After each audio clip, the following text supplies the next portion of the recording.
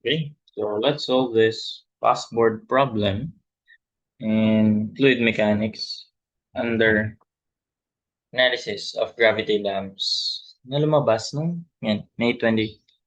2002 pa pala to. Tagal na. Pero lumalabas pa rin tong gantong concept. Of course, labasin to eh. Pero, nung last time, lumabas ba sa amin? Wala, di ko naalala. May gravity dam yung lumabas sa amin. Pero, hindi siya hindi siya sa HPG. Parang sa MSTE yun. Kasi ano lang, may tawag na to. Trigo lang siya. Oo, plane geometry. Sige. Okay, continuing. Solve natin to. Section of a concrete gravity dam shown in figure 37. This one is shown in figure 37. So the depth of water at the upstream side is 6 meters. So kahit hindi ibigay ata to, kaya naman ma-determine. Basta sabihin tong basis. Ayan, the depth of water in the upstream side is 6 meters daw. Upstream, yung may tubig na banda. So, pwede rin namang may tubig sa downstream. Di ba? Pero yun yung may mas mataas na level, yung upstream. Okay, so, neglect hydrostatic uplift. Okay, so discuss na natin another video kapag considering yung hydrostatic uplift tayo. The unit and use unit weight of concrete 23.5 kilonewtons per cubic meter. The coefficient of friction between the base of the dam and foundation is 0.6. Para to sa, so pag may binigay na coefficient of friction, automatic yan, nakakailanganin yan sa factor of safety against sliding. Ayun lang, doon lang siya magagamit. So kahit binigay yan, tapos walang tinanong na factor of safety against sliding, so huwag kang magtaka, di talaga magagamit yan. Now, so which of the following is closest to the value factor of safety against sliding? Ayun nga Then sa node factor of safety against overturning, then yung value ng overturning moment. Okay, so alam na natin yung makakailanganin. Ano unahin natin dito? Siyempre, partition muna. Kunin muna natin yung mga weight na ito. So, bumaliit. Partition natin. Pangalan na natin weight 1, weight 2. Ayan. Ito pangalanan ko ito yung 1 ko. Ito manipis. 3 kaya. Ito yung pangalanan kong 1. Ito yung 2. So, syempre, yung center of gravity niya nasa gitna. Center of gravity naman ito, one-third galing dito. One-third na to, galing dito. And one-third naman ito galing sa base. Yung mga ganyan dito banda. Layo naman masyado. G na yan. Goods na yan. Baba ko na lang kasi ilalagyan ko yan ng weight sa taas. So, syempre, kung kailanganin natin yung mga weight niyan. Weight na ito and weight na ito. Para sa mga rating moment. Pangalanan natin tong weight 1. Ito weight 2. Mas simple lang siya na trapezoidal, ganyan lang. Then meron tayong overturning moment na kinakos naman ng hydrostatic force. Hydrostatic force. F na lang. F sub H sana yan eh. Pero F na lang. Di ba pag hydrostatic, alam naman na natin na yan, triangular yan. Okay, di saan yan nag-occur? 1/3 ng distance ng height na yan. So, ini 1/3 yan nito. Tapos, ito naman ay from the toe yung saan kayo iikot, di ba? So, yun yung malayo sa upstream side. Yan yung tandaan. Ito yung toe natin.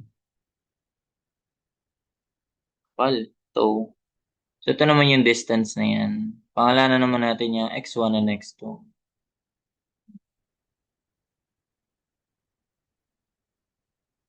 Ito pangalanan kong y. Wala kinapalan ko. Okay na yun. Y, tas ito x1, x. Okay, so ayan na.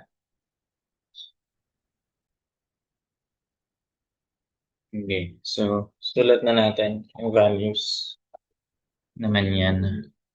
Okay, for weight 1, dapat okay na tayo dito sa hydrostatic force, no? Tsaka properties of liquid bago mag-analysis analysis of gravity dams. So, ang weight 1, syempre, ang weight is simply unit weight times volume lang naman yan. Pero in this case, area lang tayo. Unit weight times area, 10 times 1 lang kasi naka per meter tayo na ito eh. Area times length, di ba? Volume na yun. Volume na yun. Weight 1 ay specific, ano sabi? 23.5 ba yan? Unit weight ng concrete. So, yun. Concrete naman yung dun. So, 23.5 unit weight ng concrete times area. Over 1 ay 2 times 8. 2 times 8 times 1, syempre. 2 times 8 yung area times 1 per meter. Okay, so weight 2 naman ay, pwede naman natin i-caltech to, no? So weight 2 naman ay, ano, C still 23.5 unit weight times area, that will be 1/2 times base. Coulomb pala to. 2 meters to, 4 meters to, edi malamang 2 meters din to. 2 meters, 2 meters. So 1/2 times base, 2 meters. Times ang height niyan, 8 meters pa rin. 10 times 1.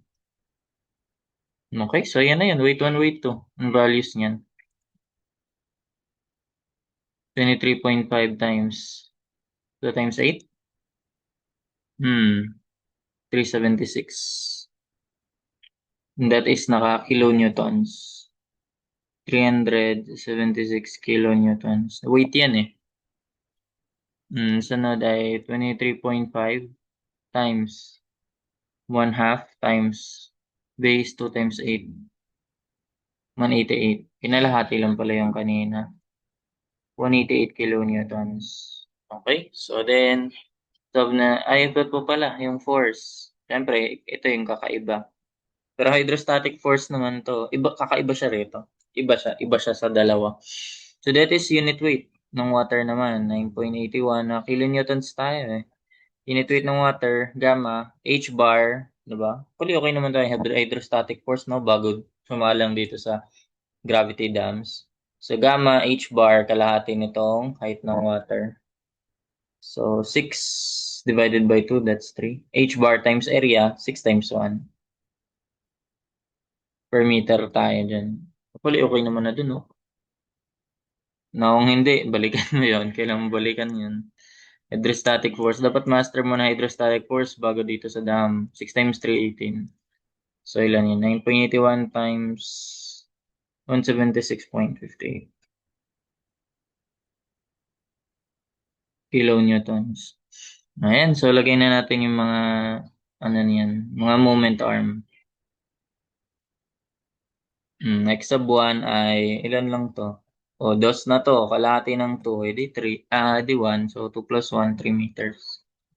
Sunod itong x sub 2. Ito ay dos lang tong buong to. Ito ay 2/3 ng 2. So, 4/3. 2/3 ng 2. Was 4/3 of a meter. And syempre yung y, that is 1/3 na to. Nabanggit ko naman yung kanina. Or basta, hydrostatic force lang yan. 1/3 ng 6. So that's 2 meters. Divided by 3, 2 meters. So, ayun na. Nahanap. Factor of safety pala, no? Against sliding. Pag factor of safety, ito lang naman yung tatandaan. Pag factor of safety, ano lang yan? Lagi lang yung capacity over demand. Capacity over demand lang yan.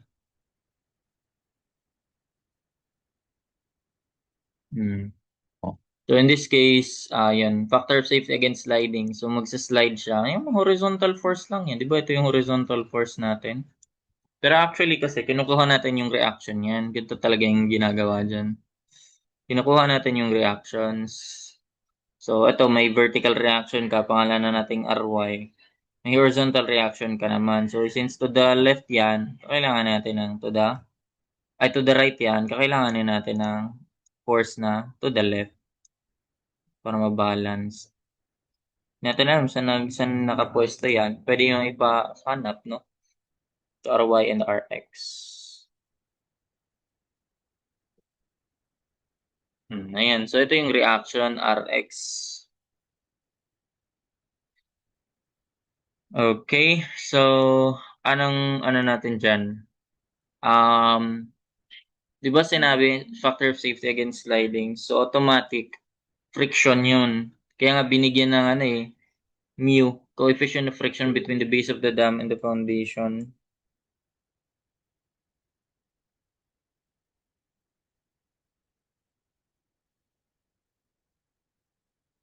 Mu I 0.6. Ayan. Dito na lang. Klaro ba?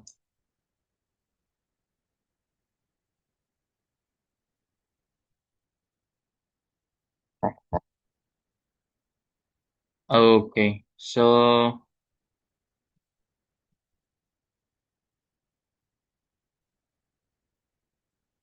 ayan.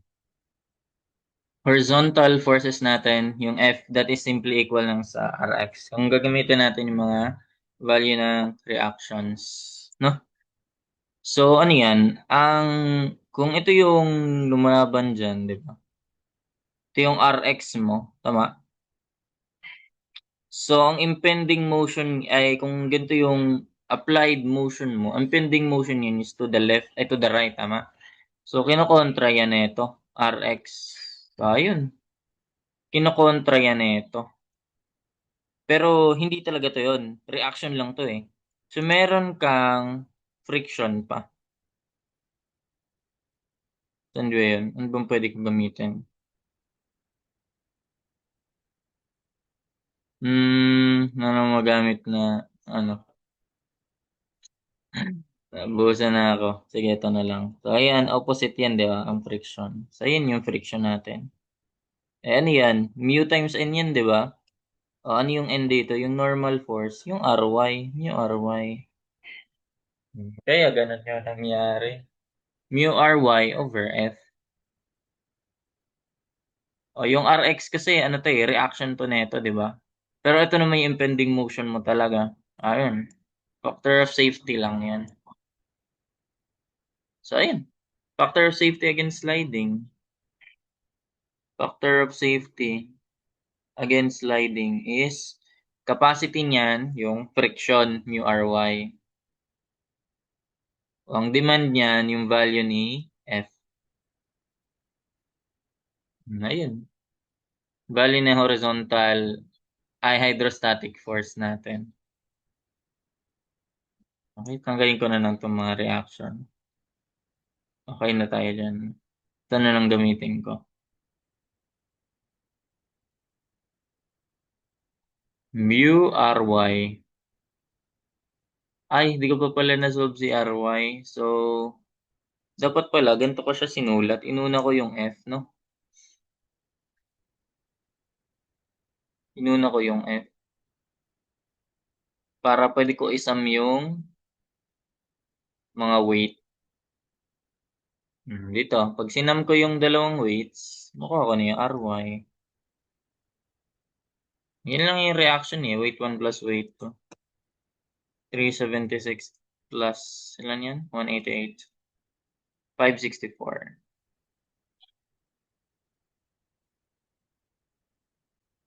Ayun. So, mu Ry over F. Hydra, ha? Direct sub na lang yan. Mu, 0.6. Ry, 564 over hydrostatic force, 176.58. At pala, in-store ko to kanina, no? Ayan, 1.91, 1.92. Most nearly gives. Ayun na. Sunod, factor of safety against overturning. Ito naman, for overturning. Factor of safety lang din yan. Against overturning naman. Ito, capacity. Ano yung capacity niyan? Yung writing moment. Yung kasi dahil yun sa weight eh. Ang demand niya naman yung overturning moment. Kasi dahil yun sa itong hydrostatic force. So, ayun. Yun lang yan. Writing moment mo. Edi yung weight 1 x1, about 2 weight 2 x2, divide mo sa overturning moment na Fy. Actually, in-store ko na lang yan para di pa ulit-ulit. Eh di ito, di ba pinapahunap yung overturning moment? Di unahin natin yun, Fy. Fy, 176.58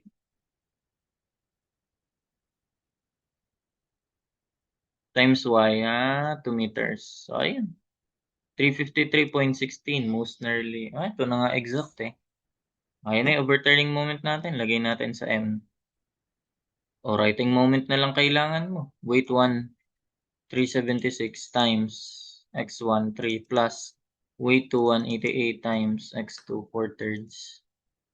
O, divide mo na lang yan sa overturning moment. Ayun, 3.9. Diba? O, yan na yan. Ganyan lang mag-solve. I guess that's it for this problem. Hope you learned something. Ganun lang. Thank you. Sundan natin yan.